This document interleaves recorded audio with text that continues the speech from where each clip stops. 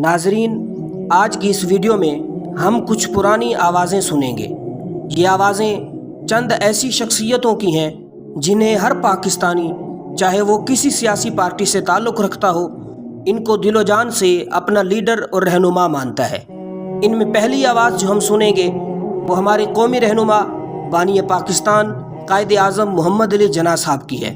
جبکہ دوسری آواز مادر ملت محترمہ فاطمہ جناح کی ہے، اور تیسری آواز جو ہم سنیں گے وہ ہمارے قومی شاعر مشرق ڈاکٹر اقبال صاحب کی ہے۔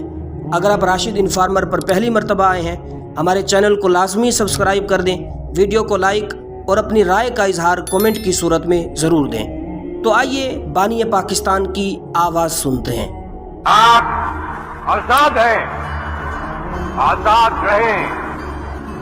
آپ لوگ اس ملک پاکستان میں اپنی اپنی عبادت گاہوں، مسجدوں یا مندروں میں جانے کے لیے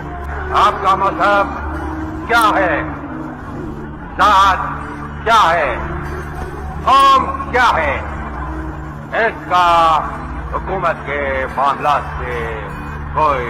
تعلق نہیں۔ السلام علیکم بھائیو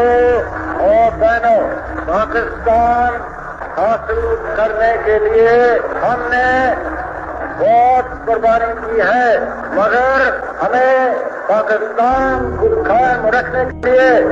ابھی اور قربانی کرنا ہوگی۔ مسلمان مصیبت میں گھبرایا نہیں کرتا، ہمارے حوصلے بلند ہیں۔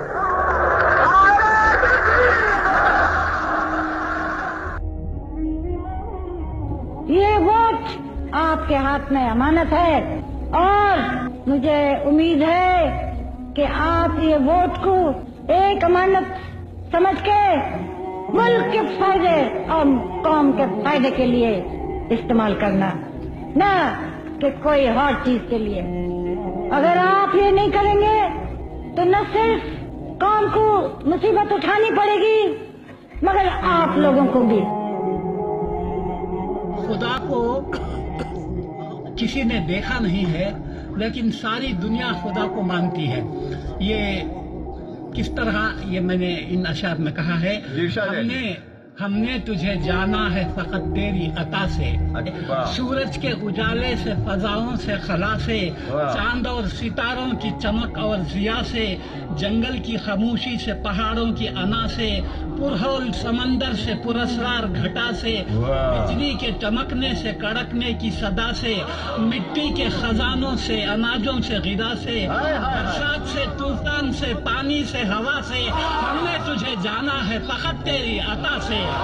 دنیا کے حوادث سے، جفاؤں سے، وفا سے، رنج و غم و آلام سے، دردوں سے، دوا سے، خوشیوں سے، تبسم سے، مریضوں کی شفا سے، بچوں کی شرارت سے تو ماؤں کی دعا سے، نیکی سے، عبادت سے، لغزش سے، خطا سے، خود اپنے ہی سینے کے دھڑکنے کی صدا سے، رحمت تیری ہر گام پہ دیتی ہے دیا سے، ہم نے تجھے جاننا ہے فقط تیری عطا سے۔ اور آخری بند ہے، ابلیس کے فتنوں سے تو آدم کی خطا سے، اوصاف براہیم سے، یوسف کی حیا سے، اور حضرت ایوب کی تسلیم و رضا سے، عیسیٰ کی مسیحائی سے، موسیٰ کے عصا سے، نمرود کے فرعون کے انجام فنا سے،